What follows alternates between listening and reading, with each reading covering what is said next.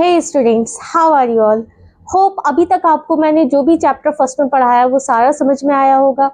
Now let's start chapter 3। ठीक है, छोटा सा चैप्टर है chapter 3, metals and non metals. यहाँ पर हम मेटल्स और नॉन मेटल्स के बारे में स्टडी करेंगे, प्रॉपर्टीज को स्टडी करेंगे, फिजिकल केमिकल प्रॉपर्टीज को स्टडी करेंगे। ठीक है बच्चों, छोटा सा चैप्टर है, that will be completed soon. One more thing, बहुत जल्द ही मैं आपको जो भी क्वेश्चंस हैं प्रैक्टिस के लिए वो प्रोवाइड करा दूंगी। सो टिल देन जो भी हमने थ्योरी की है उसको आप रिवाइज करते रहें। ठीक है, now let's see what are metals. Metals क्या होते हैं? वो एलिमेंट्स होते हैं जो कि इलेक्ट्रोपॉजिटिव नेचर में होते हैं। ठीक है, मीन्स कि इलेक्ट्रॉन लूज करते हैं और पॉजिटिव साइन। अब आप इसको ऐसे समझो जैसे कि आपने किसी को उधार दिया है। ठीक है, आपने किसी को उधार दिया है। अब जिस भी पर्सन ने आपसे उधार लिया है, टेंशन उसके दिमाग में रहेगी कि उसको पैसे वापस करने हैं। आप कैसे रहोगे? आप चिल्ड रहोगे कि कभी ना कभी 1 मंथ में 2 मंथ्स में वो पैसे वापस आपके पास आ जाएंगे। ठीक है, एक तरह से आपकी सेविंग हो गई कि कभी ना कभी आपको वापस मिल जाएगी। ठीक, तो उस केस में आप क्या रहते हो? पॉजिटिव रहते हो। और दूसरा पर्सन क्या रहता है जिसको आपने उधार दिया है? वो नेगेटिव रहता है। ठीक है, वहां पे क्या है, आप मेटल्स की तरह काम कर रहे हो और वो जो अदर पर्सन है नॉन मेटल्स की तरह काम कर रहा है। ठीक है, तो होप इस एग्जाम्पल को आप अपने दिमाग में बिठा लीजिए। जब भी कभी पॉजिटिव और नेगेटिव की बात आए तो हमेशा आप याद रखें कि पॉजिटिव कौन होता है? उधार देने वाला। और नेगेटिव कौन होता है? उधार लेने वाला। ठीक है, now let's see metals are electropositive elements. Electropositive elements हैं which can easily form positive ions। क्या बना रहे हैं? पॉजिटिव आयंस बना रहे हैं by losing electrons। Electrons loose कर दिए, पैसे दे दिए, उधार दे दिए, अब चिल मार के आराम से बैठ जाते हैं कि कभी ना कभी तो पैसे वापस आएंगे। Be positive. ठीक है, for example here we have copper, silver, gold, ETC। ठीक है बच्चों, समझ में आया कि मेटल्स क्या होते हैं? वो एलिमेंट्स जो कि इलेक्ट्रोपॉजिटिव होते हैं, पॉजिटिव कैरेक्टर शो करते हैं। ठीक है, अब देख लेते हैं फिजिकल प्रॉपर्टीज। केमिकल प्रॉपर्टीज की हम अभी बात नहीं कर रहे हैं, अभी हम फिजिकली अपीयरेंस कैसा है, किस तरह का बिहेवियर शो करते हैं, ये चीज देख लेते हैं। Let's see metals are malleable. Malleable का मतलब होता है लचीला, मीन्स कि ऐसा सब्सटेंस जिसको हम थिन शीट्स में बना सकते हैं। जैसे कि आप एल्युमिनियम फॉइल को ले लो, गोल्ड फॉइल को ले लो। रदरफोर्ड का एक्सपेरिमेंट तो आप लोगों को याद ही होगा, क्लास 9th में पढ़ा है हमने। ठीक है, तो वो चीज़ ले लीजिए, गोल्ड फॉइल ले लो, एल्युमिनियम फॉइल ले लो। थिन शीट्स में क्या किया जा सकता है? बनाया जा सकता है। तो मेटल्स क्या होते हैं? मैलिएबल होते हैं, लचीले होते हैं। फिर आता है डक्टाइल, जो कि इलास्टिक होते हैं। डक्टाइल या इलास्टिक का मतलब है कि वायर्स में आप इसको कन्वर्ट कर सकते हो। मेटल्स को वायर्स में बनाया जा सकता है। डक्टाइल होते हैं, इलास्टिक होते हैं, थोड़े सॉफ्ट होते हैं कि उनको आराम से हम किस में कन्वर्ट कर सकते हैं? वायर्स में कन्वर्ट कर सकते हैं, जैसे कि कॉपर वायर होता है। ठीक है, इस तरह से। नेक्स्ट आते हैं लस्ट्रस। अब भाई मैंने अपनी ज्वेलरी पहनी गोल्ड की और पहन के घूमने के लिए निकल गई। अब हर कोई देख रहा है, वाओ बहुत शाइन कर रहा है, शाइन कर रहा है। ठीक है, तो वो जो शाइन है, और ज्वेलरी किसकी है? मेटल की है, गोल्ड की है। गोल्ड अपने आप में ही मेटल है। ठीक है, और शाइन भी कर रहा है। तो क्या होता है? लस्ट्रस कहलाता है। क्या कहलाता है? लस्ट्रस। लस्ट्रस का मतलब होता है शाइनी अपीयरेंस। कैसा अपीयरेंस? Shiny appearance. गोल्ड भी चमकता है, ठीक है, चमकदार होता है। एल्युमिनियम भी चमकती है, कॉपर भी चमकता है, और अदर जो भी मेटल्स हैं वो सारे कैसे होते हैं? चमकदार होते हैं, लस्ट्रस होते हैं, शाइनी होते हैं। ठीक है, नेक्स्ट आता है हार्ड। मेटल्स हार्ड होते हैं, बहुत ज़्यादा हार्ड होते हैं, उनको ब्रेक करना इजीली आसान नहीं हो सकता। उनको कन्वर्ट किया जा सकता है, फॉइल में कन्वर्ट कर लो, वायर में कन्वर्ट कर लो। ठीक है, लेकिन ब्रेक नहीं किया जा सकता, चूरा चूरा नहीं किया जा सकता, हार्ड होते हैं। ठीक है, solid at room temperature.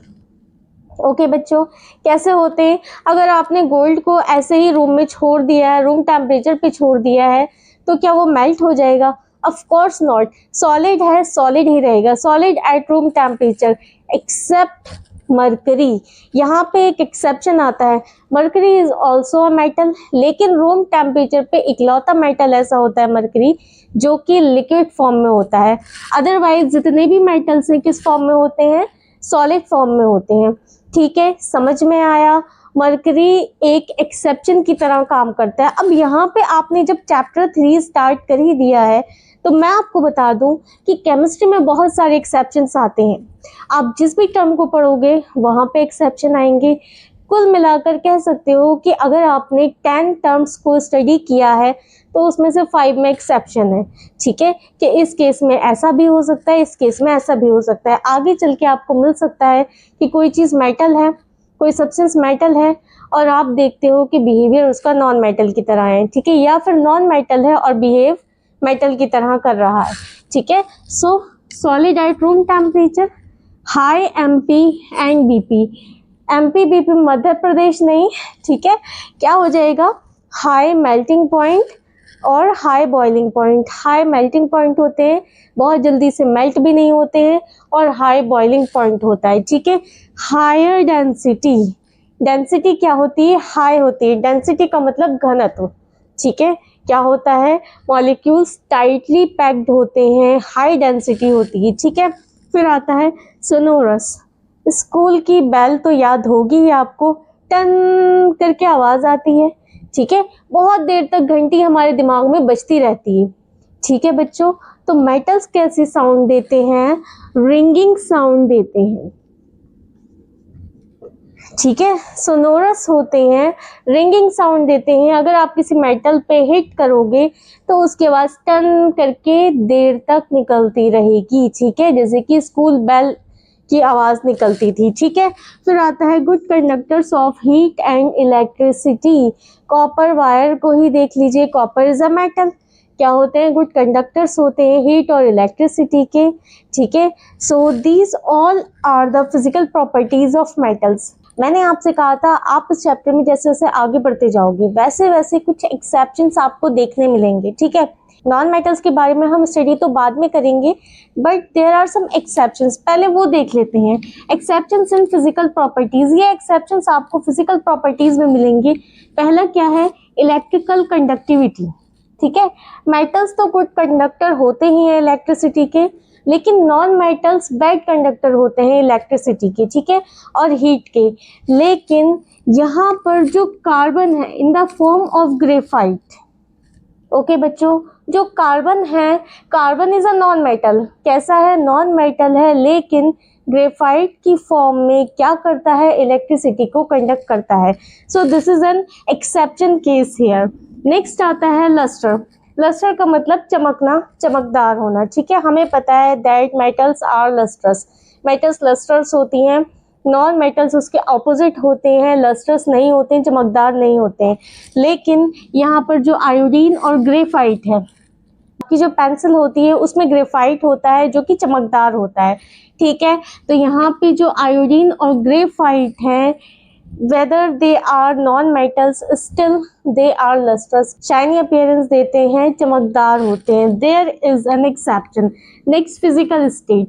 Physical state के लिए मैंने आपको कल भी समझाया था that all the metals are solid at room temperature except mercury. यहाँ पर mercury एक exception केस में आता है कि वो है तो मेटल, ठीक है, मरकरी मेटल ही है, लेकिन it is a liquid at room temperature. क्या है, लिक्विड है रूम टेम्परेचर पे। ठीक है, सॉलिड फॉर्म में नहीं होता है बल्कि लिक्विड फॉर्म में होता है। फिर आता है हार्डनेस एंड सॉफ्टनेस। हमें पता है कि मेटल्स कैसे होते हैं, हार्ड होते हैं। अब यहाँ पे लिथियम, सोडियम, पोटेशियम, ये सारे मेटल्स ही हैं। मैम आपने तो कहा था कि ये हार्ड होते हैं, फिर यहाँ सॉफ्ट क्यों लिखा हुआ है। ओके, तो समझ लीजिए there is an exception for these metals. इन मेटल्स के लिए, लिथियम, सोडियम, पोटेशियम के लिए एक एक्सेप्शन आता है कि सारे ही मेटल्स कैसे होते हैं, हार्ड होते हैं, लेकिन ये मेटल्स कैसे होते हैं, सॉफ्ट होते हैं। इतने सॉफ्ट होते हैं कि अगर आप इसको नाइफ से कट करोगे तो इजीली नाइफ से कट हो जाएंगे। आपने सोडियम लिया, नाइफ से कट किया, बहुत इजीली इतना सॉफ्ट होता है कि नाइफ से कट कर सकते हो। ठीक है, so these are some exception cases. Next आता है MP and BP. Madhya Pradesh, no. Melting point and boiling point. यहाँ पर वही सोडियम है, पोटेशियम है, some other metals like gallium आता है, सीजियम आता है, ठीक है। ये कैसे होते हैं, लो एमपी और बीपी होते हैं, जबकि हमें पता है कि जो मेटल्स होते हैं उनके हाई एमपी एंड बीपी होते हैं, हाई मेल्टिंग पॉइंट और हाई बॉइलिंग पॉइंट होते हैं, but these metals are having low MP and BP. So the next topic is chemical properties of metals, ठीक है। Let's see reaction of metals with O2। Reaction तो मैंने यहाँ पे short form में लिखा है, शॉर्ट फॉर्म का ज़माना है, इतनी मेहनत मैं क्यों करूँ। Okay, let's C almost all metals combine with O2। Oxygen के साथ लगभग सारे ही मेटल्स कंबाइन होते हैं और क्या बनाते हैं, मेटल ऑक्साइड्स बनाते हैं। ऑक्सीजन और मेटल की रिएक्शन होने के बाद, कंबाइन होने के बाद क्या बन रहा है, मेटल ऑक्साइड बन रहा है। Let's see an example, here we have copper, Cu and oxygen. जब इन दोनों की रिएक्शन होती है तो क्या बनता है, यहाँ पर 2CuO मीन्स कॉपर का ऑक्साइड बन जाता है। कॉपर क्या है, मेटल है, ऑक्सीजन के साथ रिएक्शन होके क्या बना लिया, मेटल ऑक्साइड, कॉपर का ऑक्साइड बना लिया। Okay, next example we have here sodium. Oxygen के साथ रिएक्शन होगी, क्या बना लेगा, सोडियम ऑक्साइड बना लेगा, सोडियम का ऑक्साइड बना लेगा, ठीक है। इतना समझ में आया। तो आप कह सकते हो कि केमिकल प्रॉपर्टीज, अगर हम ऑक्सीजन के साथ रिएक्शंस देखें मेटल्स की, तो सारे ही मेटल्स ऑक्सीजन के साथ रिएक्ट कर जाते हैं, ठीक है, और साथ ही साथ ऑक्साइड बना लेते हैं, मेटल का ऑक्साइड। कोई भी आपको यहाँ पे मेटल दे दी जाए, ओके, तो आप क्या करोगे, ऑक्सीजन के साथ रिएक्शन करा के उस मेटल का ऑक्साइड बना दोगे। सो स्टूडेंट्स, यहाँ पर एक बात याद रखने की है, क्या है, most metal oxides are insoluble in water. Insoluble का क्या मतलब होता है, मतलब कि वाटर में मिक्स नहीं होते हैं, सॉल्यूबल नहीं होते हैं, डिजॉल्व नहीं होते हैं, okay. But some of these dissolve in water to form alkali. क्या बनाते हैं, एल्कली। एल्कली क्या होते हैं, just like basis we dissolve in water. Okay, let's see we have here Na2O, sodium का ऑक्साइड है, वाटर के साथ रिएक्ट करेंगे, दोनों ही मेटल ऑक्साइड हैं, K2O Na2O, okay. Then H2O water के साथ रिएक्ट कराएंगे, वाटर के साथ रिएक्ट कराने पर यहाँ पर क्या बना लेगा, बेस बना लेगा, दैट एल्कली, जो कि वाटर में डिजॉल्व हो जाता है। इसी तरह से K2O वाटर के साथ रिएक्ट करके क्या बनाता है, KOH, जो कि कैसा है, बेस है, एल्कली है। एल्कली मीन्स कि वो बेसिस जो कि वाटर में डिजॉल्व हो जाते हैं, okay. So here is this point जो कि आपको याद रखना ज़रूरी है कि मेटल ऑक्साइड जो होते हैं वो मोस्टली वाटर में इनसॉल्युबल होते हैं, मिक्स नहीं होते, लेकिन कुछ ऐसे होते हैं जो कि एल्कली बना देते हैं वाटर के साथ क्या करके, डिजॉल्व होके। ओके बच्चों, समझ में आया। वैसे तो हम क्या कर रहे थे, केमिकल प्रॉपर्टीज देख रहे थे मेटल की। तो ये समझ लीजिए, जो एम्फोटेरिक ऑक्साइड आप यहाँ पर लिखा हुआ देख रहे हैं, ये भी केमिकल प्रॉपर्टीज में ही इंक्लूड होता है। अब आप बोलोगे मैम कैसे कैसे नाम निकाल कर लाती हैं एम्फोटेरिक ऑक्साइड, अब ये क्या आ गया। So let's see those metal oxides which show basic as well as acidic behaviour.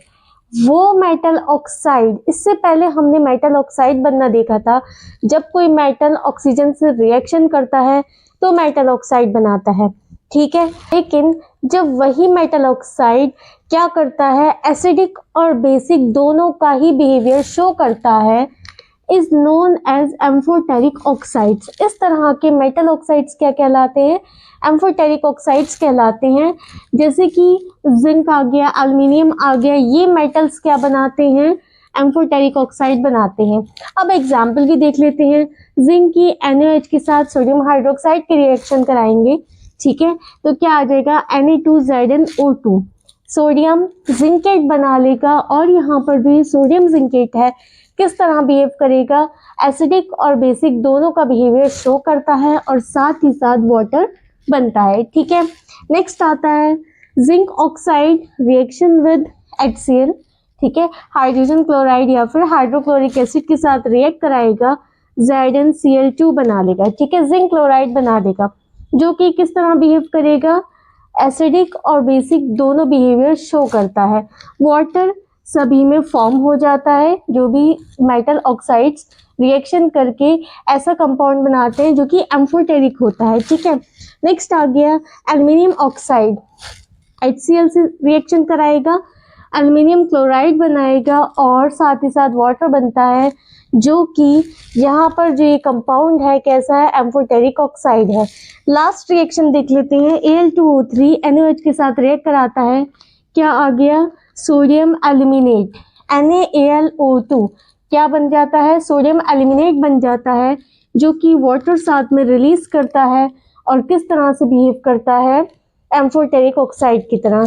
तो बच्चों आपको समझ में आया व्हाट आर एम्फोटेरिक ऑक्साइड। अब फटाफट से लिख दोगे, कहीं पर भी क्वेश्चन पूछ लिया जाए, write down the definition of amphoteric oxide और define amphoteric oxide, give examples. Example के तौर पे हियर आर 4 रिएक्शंस, आप इनमें से कोई भी 2 भी लिख सकते हो या 1 भी लिख सकते हो, that is up to you.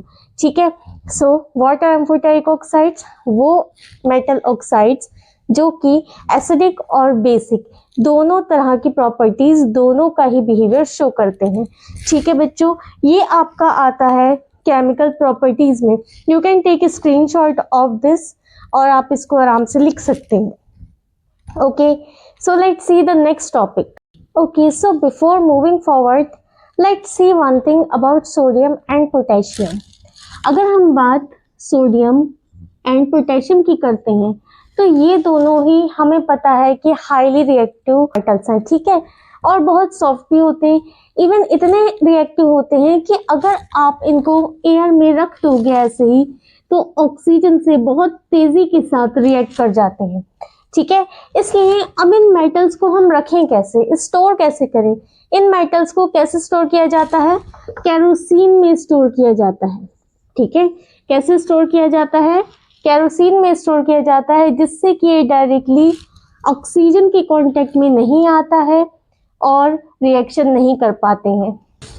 और साथ ही साथ CO2 एंड एयर के साथ भी, या फिर अगर हम मॉइस्चर की बात करें तो उसके कांटेक्ट में भी नहीं आते हैं और रिएक्शन नहीं करते हैं। ये चीज़ आप लोगों को याद रखनी है, सिर्फ इसलिए मैंने आपको बताया कि जो सोडियम और पोटेशियम है क्या करते हैं, केरोसिन में स्टोर किया जाता है इनको, ताकि ऑक्सीजन, CO2, कार्बन डाइऑक्साइड या फिर एयर या फिर मॉइस्चर में ये रिएक्ट नहीं कर जाएं, क्योंकि ये हाईली रिएक्टिव एलिमेंट्स होते हैं, हाईली रिएक्टिव मेटल्स होते हैं कि अगर आप इनको ओपन में रख देंगे तो बहुत तेज़ी के साथ क्या करने लग जाते हैं, रिएक्शन करते हैं और बर्न होने लगते हैं। ठीक है, जलने लगते हैं, इसलिए इनको हम केरोसिन में स्टोर करते हैं। सो स्टूडेंट्स, तो अब बात करते हैं मेटल की अगली केमिकल प्रॉपर्टी के लिए, जो कि याद रखने योग्य है। याद रखने योग्य, पूरी पक्की हिंदी मीडियम लग रही हूँ मैं। Okay, let's see reaction with water. Water के साथ रिएक्शन करते हैं तो क्या होता है। ठीक है, मेटल्स की जब भी हम वाटर के साथ रिएक्शन कराते हैं, इट कैन बी कोल्ड और हॉट। कोल्ड भी हो सकता है, हॉट वाटर भी हो सकता है। क्या बनाएगा, मेटल हाइड्रोक्साइड। मेटल हाइड्रोक्साइड बनाता है और साथ ही साथ हाइड्रोजन गैस रिलीज होती है यहाँ पर। लेट्स सी मेटल्स की जब स्टीम से रिएक्शन करा रहे हैं, क्या है यहाँ पर थोड़ा सा डिफरेंस है, इस चीज को समझिए।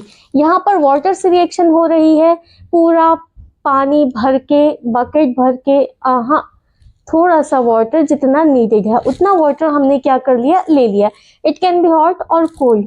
ठीक है, यहाँ पर हमें सिर्फ और सिर्फ स्टीम की जरूरत है। किसकी जरूरत है, स्टीम की जरूरत है। तब क्या बनता है, मेटल ऑक्साइड बनता है। क्या बनेगा, मेटल ऑक्साइड बनेगा और साथ ही साथ हाइड्रोजन गैस यहाँ भी रिलीज होती है। इस चीज़ को याद रखिए कि जब आप पानी भर के रिएक्शन करा रहे हैं, पानी भर नहीं लेना है। ठीक है, क्योंकि मैम ने कहा था पानी भर के रिएक्शन कराओ तो लोग पूरी बाल्टी लौट देते। ऑफ कोर्स नॉट, जितनी वाटर की रिक्वायरमेंट है। ओके, जब आप वाटर की रिक्वायरमेंट ले रहे हैं और क्या बनता है, मेटल हाइड्रोक्साइड बनता है। लेकिन जब आप सिर्फ और सिर्फ स्टीम से रिएक्शन कराते हैं तो वहाँ पर मेटल ऑक्साइड बनता है और दोनों में ही हाइड्रोजन रिलीज होती है। अब हम एक रिएक्शन एग्जाम्पल देख लेते हैं। यहाँ पर पोटेशियम है, HCl के साथ रिएक्शन कराता है। मैंने यहाँ पर कोल्ड वाटर ले लिया।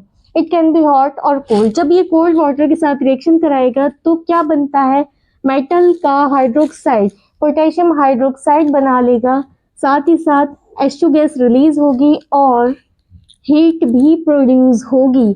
अब हीट प्रोड्यूस होने से हमें कुछ कुछ याद आ रहा है कि दो तरह की रिएक्शंस होती थी, एक्सोथर्मिक और एंडोथर्मिक। एक्सोथर्मिक में हीट रिलीज होती थी, एनर्जी रिलीज होती थी, एंडोथर्मिक में और बाहर से हीट देनी पड़ती थी। ठीक है, यहाँ पर क्या हो रहा है, हीट रिलीज हो रही है, तो इट इज क्लियर कि कैसी रिएक्शन है, एक्सोथर्मिक रिएक्शन है। और एक बात मैं आपको और बता दूं कि हाईली एक्सोथर्मिक रिएक्शन यहाँ पर बनती है। कैसे, हाइड्रोजन जो प्रोड्यूस होता है हाईली एक्सोथर्मिक रिएक्शन होने की वजह से, जैसे ही रिएक्शन होती है हाइड्रोजन बर्न होना शुरू हो जाता है। अब हमें पता है कि हाइड्रोजन क्या है, कंबस्टिबल गैस है। क्या है, कंबस्टिबल गैस है, तो यहाँ पर हाइड्रोजन क्या करने लगेगा, कंबस्ट हो जाएगा, बर्न करने लगेगा। ठीक है, ये क्या, कौन सी रिएक्शन कहलाती है, हाईली एक्सोथर्मिक रिएक्शन रहेगी। ठीक है, साथ ही साथ क्या बनता है, मेटल हाइड्रोक्साइड भी प्रोड्यूस होता है। ये जो आपने एक्सोथर्मिक रिएक्शन देखी, इसको आप सिर्फ याद रखेंगे। ठीक है, कि ये किस तरह की रिएक्शन है। अगर यहाँ पर ऐसी कोई रिएक्शन देखें आप जिसमें कि मेटल की रिएक्शन जो है वाटर से हो रही है और साथ ही साथ हाइड्रोक्साइड बनने के साथ साथ हीट भी रिलीज हो रही है और हाइड्रोजन भी बन रही है, तो समझ जाओ कि हाईली एक्सोथर्मिक रिएक्शन है। ठीक है, let's see reaction of metals with dilute acids. क्या कह रहा है, डाइल्यूट एसिड्स के साथ मेटल्स की रिएक्शन होती है तो क्या होता है, metals usually displace hydrogen from dilute acids. क्या करते हैं, जो कि डाइल्यूट एसिड्स होते हैं उनसे हाइड्रोजन को डिस्प्लेस कर देते हैं। ठीक है, only the less reactive metals like copper, silver and gold do not displace hydrogen। अब हमने रिएक्टिविटी सीरीज तो पढ़ी थी, उसमें हमने देखा था कि जो कॉपर होता है, गोल्ड होता है, सिल्वर होता है, Cu, Hg, Ag, ये सारी के सारे हाइड्रोजन से बिलो थे। ठीक है, तो इसका क्या मतलब था कि हाइड्रोजन को ये डिस्प्लेस नहीं कर सकते, मींस कि हाइड्रोजन ज़्यादा रिएक्टिव है और ये मेटल्स कम रिएक्टिव है। ठीक है, तो इसलिए जो कॉपर, सिल्वर, गोल्ड ऐसे मेटल्स हैं जो कि कम रिएक्टिव होते हैं, हाइड्रोजन को डाइल्यूट एसिड से डिस्प्लेस नहीं कर पाते, इसलिए ये रिएक्शन नहीं करते हैं।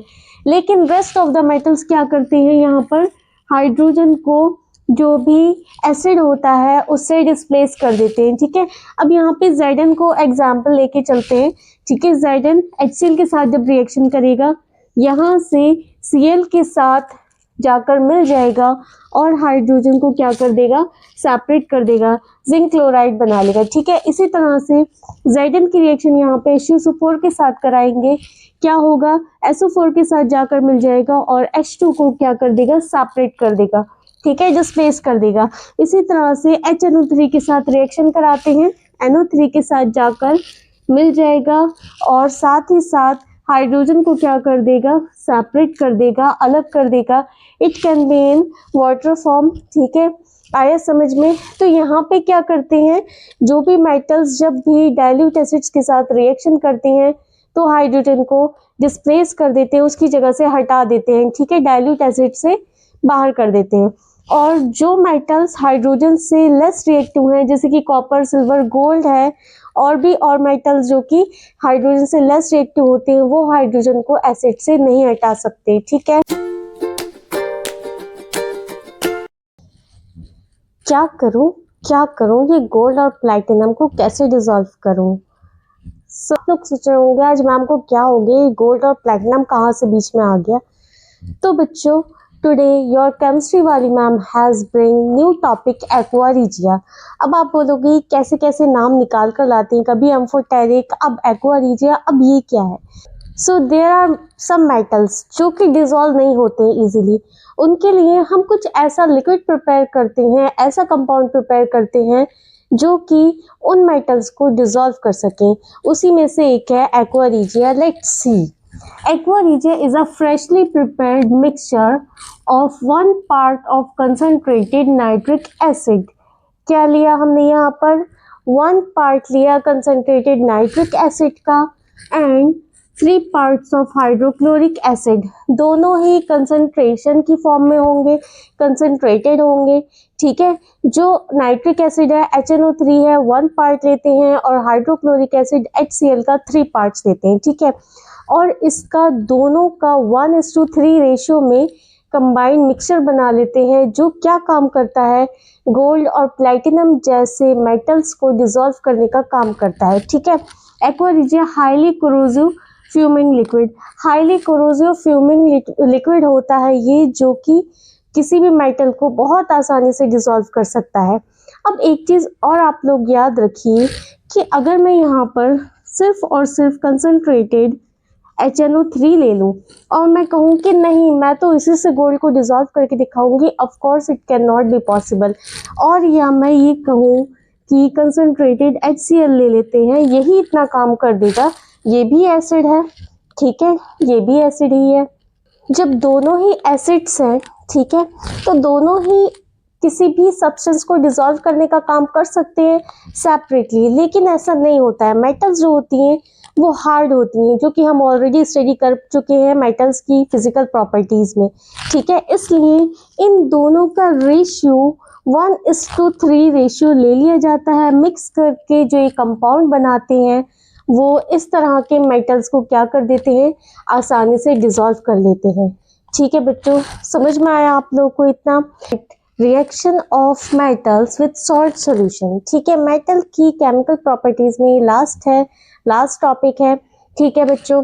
Let's see when a more reactive metal, ठीक है, जब ज़्यादा रिएक्टिव मेटल क्या करती है, place in the salt solution of less reactive metal, then the more reactive metal displaces the less reactive metal।